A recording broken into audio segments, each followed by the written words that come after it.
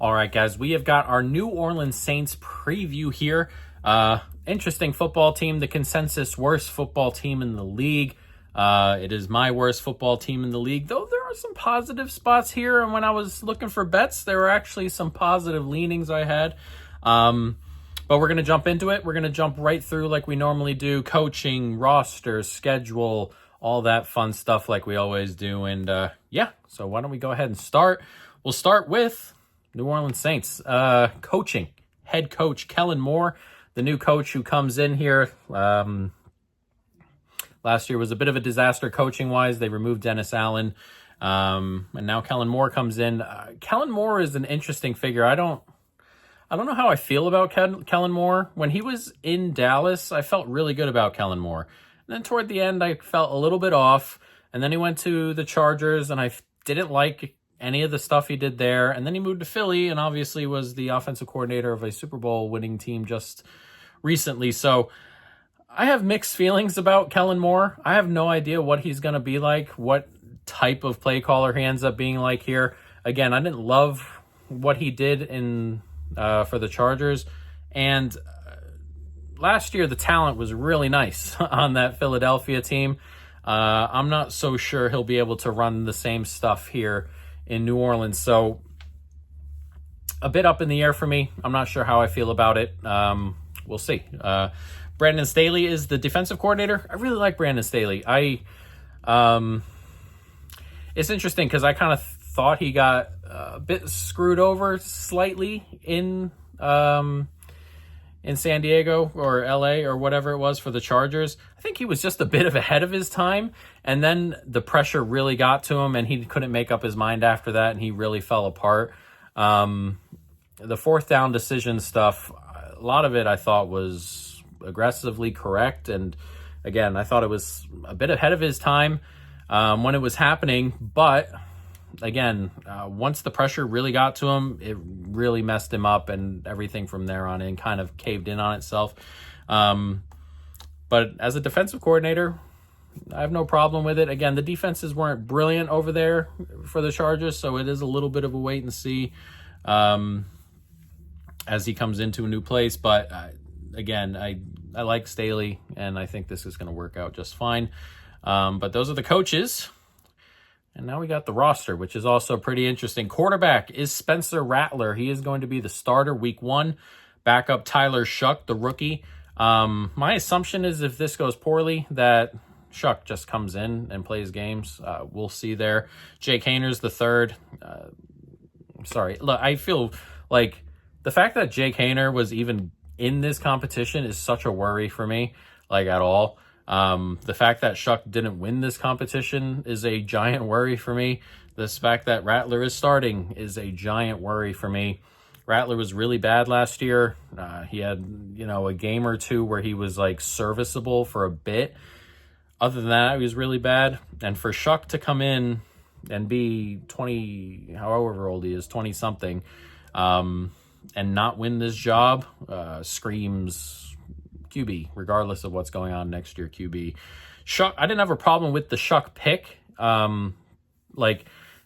probably early, but in terms of the pick itself, if this is the type of quarterback you would kind of want here, he's older, there's no room, you don't have to spend time developing him. He either has it or he doesn't. You're going to be bad. You're going to be really bad, and you're going to be in position to draft probably any quarterback you want next year. So you get a guy who you can look at, know if he's the guy or not, move on without really attaching anything to it. Again, it was kind of high in the draft, but in terms of the player itself, I didn't have an issue with it. And again, I think he's playing games sooner rather than later here. And again, Spencer Rattler, that's just not going to do it for me. So this is the worst quarterback room in the league for me, pretty comfortably. And that's just kind of where we are here, and that's just what we're going to have to accept. Running back, Alvin Kamara is still here.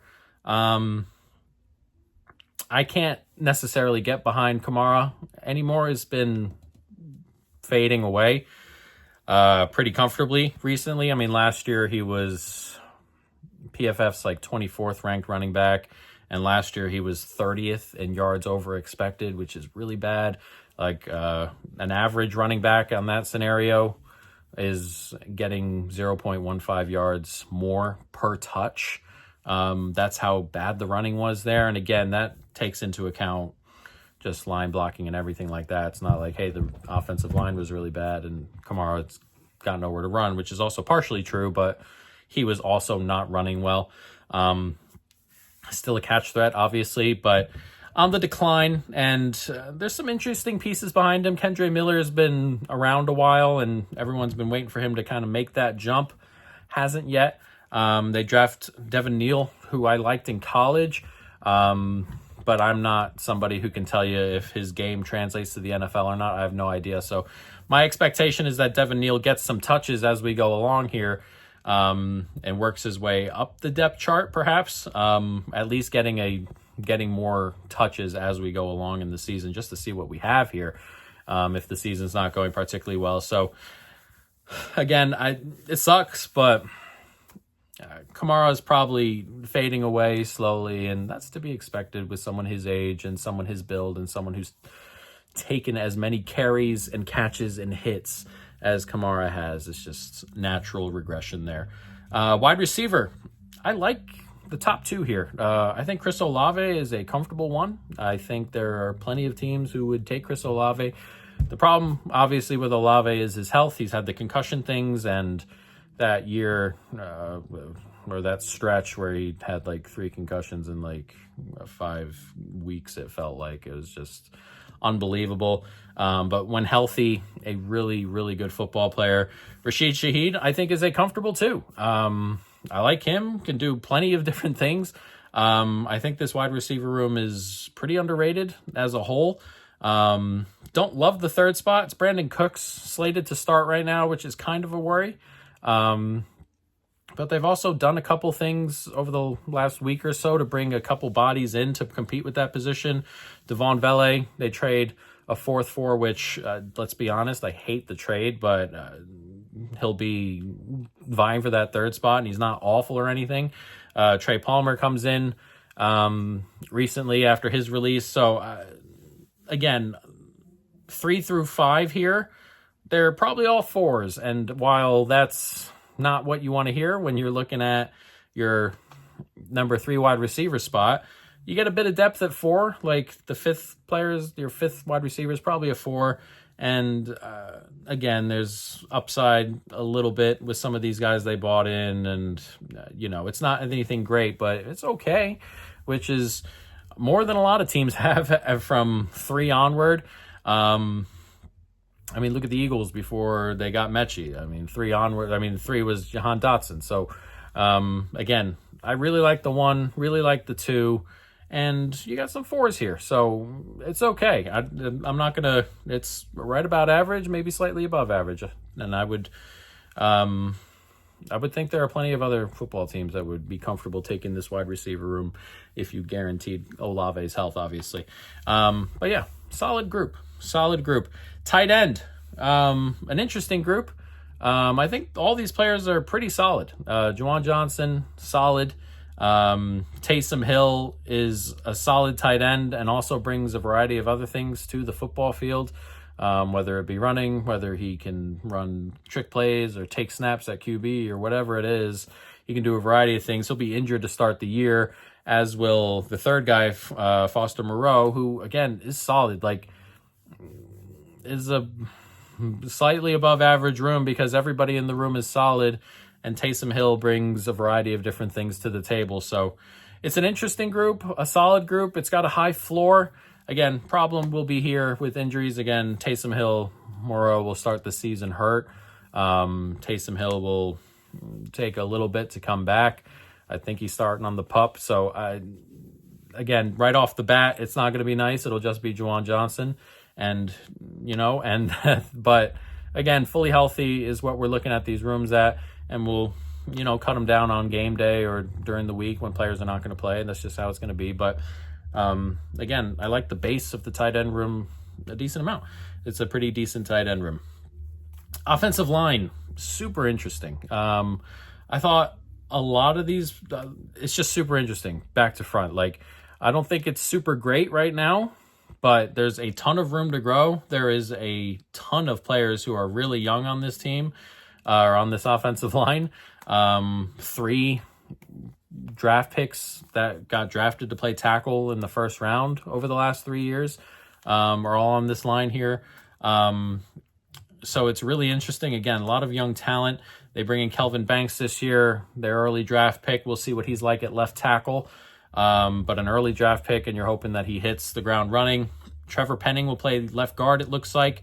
He hasn't really done the pass protection stuff at right tackle, and that's, or left tackle, wherever he was playing.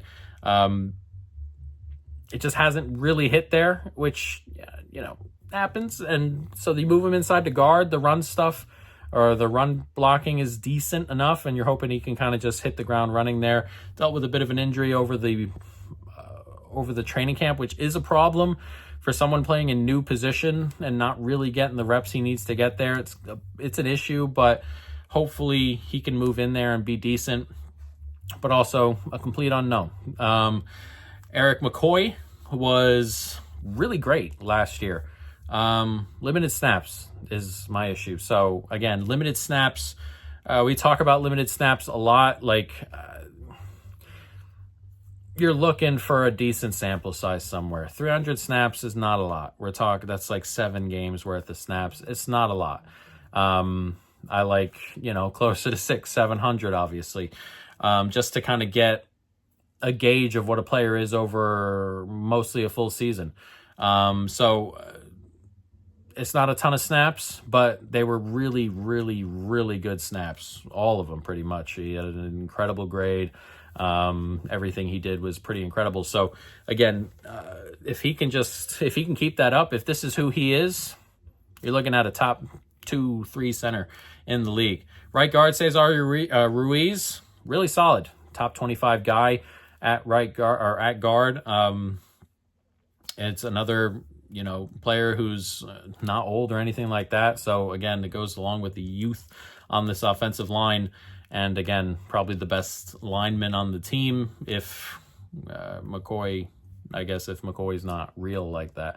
But again, really solid, really good at right guard. And then right tackle, Fuaga, young, so he has room to grow. He wasn't particularly that, he was okay, but nothing special last year in his time playing. So we'll see. So there's a lot going on here, a hell of a lot going on, and there's a lot of room to go up, and I think there's a lot of room to go down to, which, it doesn't happen a ton. There aren't too many offensive lines like this where I think their ceiling could be, like, if Kelvin Banks hits at left tackle, when you draft him at like 9,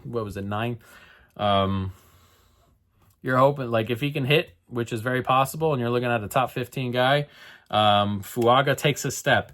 McCoy is just him. Ruiz stays the same. Even if Penning doesn't hit there, you're looking at like a top 12-13 line. But again, there's also where like Fuaga doesn't take that step. Kelvin Banks takes a little bit to get going. McCoy's, snaps come back down to earth a little bit, and then all of a sudden you're looking at 4 spots that aren't so good next to Ruiz. So there is a whole lot of variance to come with this Saints team, or Saints offensive line, and I'm interested to see what that actually looks like going forward. It'll be really, really interesting to see how they progress. Defense, I'm a little bit lower on the defense than I am on the offense. Again, there are some pieces on the offense I like, and there are 3 or 4 pieces on the defense that I really like as well, to be fair. But there's also a whole lot I don't like on this unit, so why don't we jump through it? Defensive line, not good. Granderson is the only player in the whole unit that is any good. He was a top 20 pass rusher last year, continues to play well, solid defensive lineman there. Everything else is an issue. Chase Young is probably the second. Chase Young in 2025 is probably the second best player on this defensive line. And he's like a borderline top 50 edge rusher. So we're not looking at a lot there. The depth, not a ton to be seen here. Interior, excuse the animals upstairs. Interior, horrible, genuinely horrible. Cameron Jordan was the best interior lineman last year, and he's 36 and aging, and he was bad, like a bottom 30 type player, and he was the best one on the interior last year. Brzee just isn't it, is he? He played like a bottom 5 defensive tackle last year. He was really, really bad. Godshaw, not good. Bullard, not good. The interior in particular is a gigantic, gigantic problem, and there are a ton of really, really bad players there.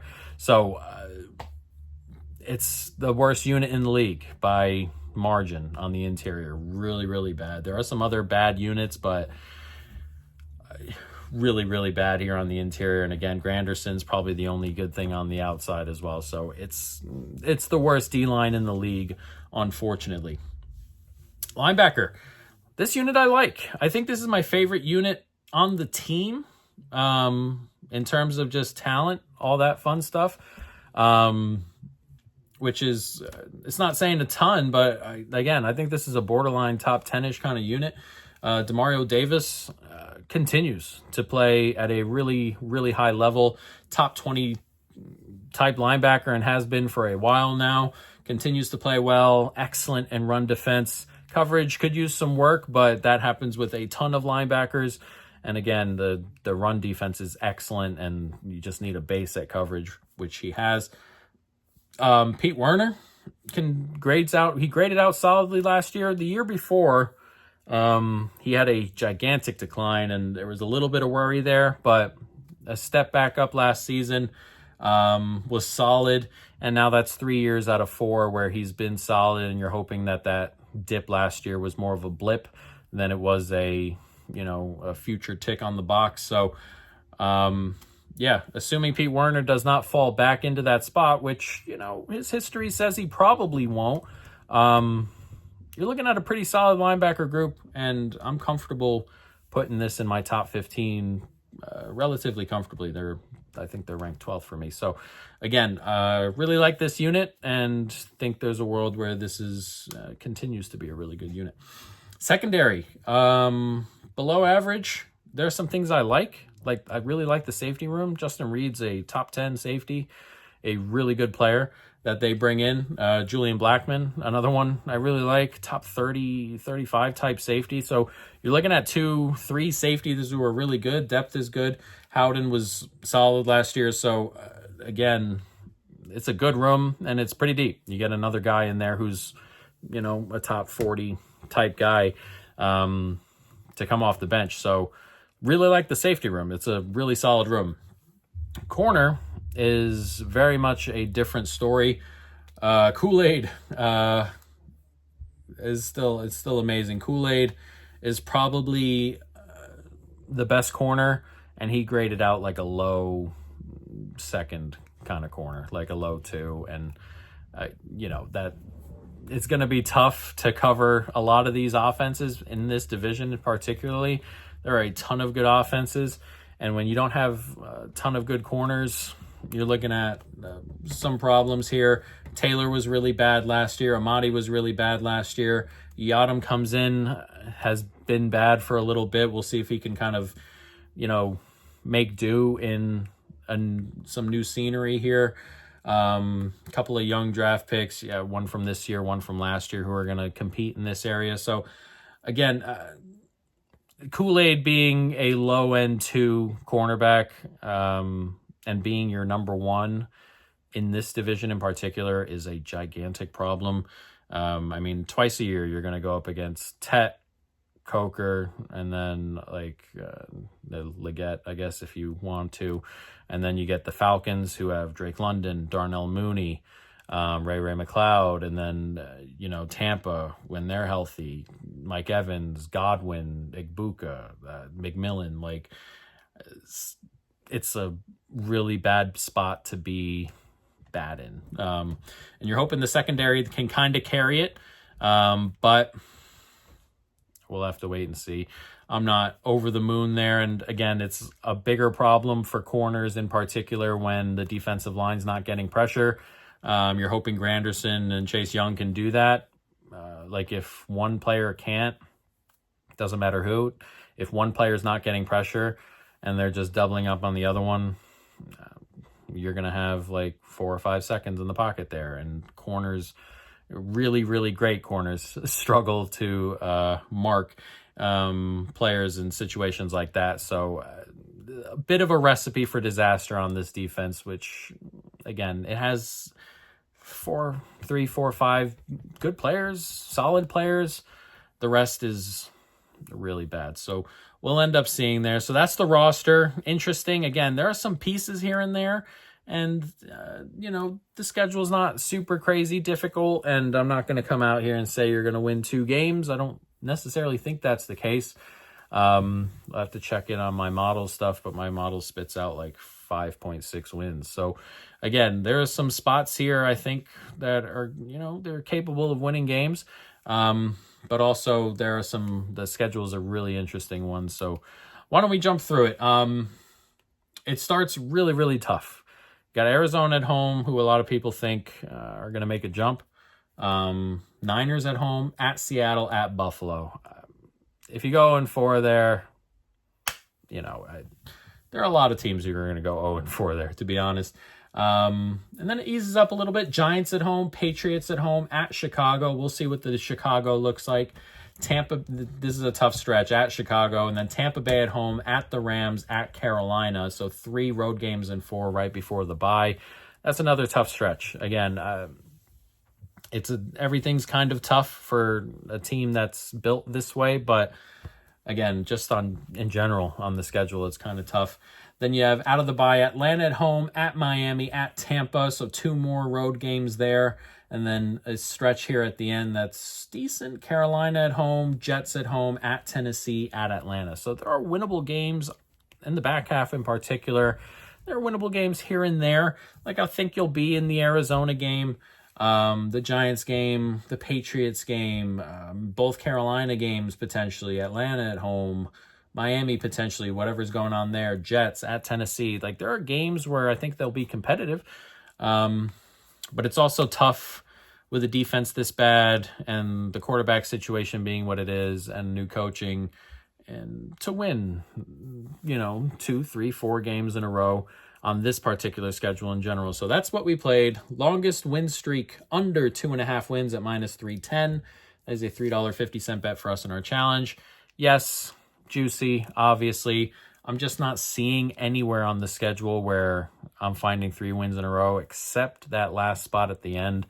And I'm willing to bet, obviously, that they, 1, don't win 3 in a row in that spot, and 2, there may be some tanking things happening late on in the season, which, again, would make complete sense. Like first 4, Arizona, San Fran, Seattle, Buffalo away from home. You're probably just losing the Buffalo game. You're probably losing one of the first 2. You're probably losing Seattle. All you have to do is lose one of the first 3 and the Buffalo game, which I expect. And then you got to win 3 in a row here. Giants at home, Patriots at home, kind of winnable. Chicago on the road, we'll see what they are. But you got to win 3 in a row there. If not, you have Tampa at home, at the Rams, at the Panthers before the bye. Not great. Out of the bye, I mean, there's a spot here at Carolina, bye, and then Atlanta at home, and then at Miami. We'll see what happens to Miami. We'll see what happens to Atlanta. At Tampa is difficult, and then Carolina at home, Jets at home, at Tennessee, and then at Atlanta. So there's that spot there, Carolina, Jets, at Tennessee, where it's possible. Again, it's possible. It's definitely possible. We're just betting on it not happening, and again, it's not a good football team. There are a lot of problems on this football team. But that being said, I think they'll be competitive every other week. Like half the weeks, at least, they'll be competitive. This is the NFL, and there is talent here. There are just a lot of holes, and a lot of the biggest hole being at quarterback. And, the defense is a problem, and it's tough. It'll be tough. It'll be a long season, but hopefully, you know, they get a bit of a reward at the end of it with a really, really good draft pick and maybe the quarterback they really want. So we'll see, guys. But there we are. That is it. The New Orleans Saints.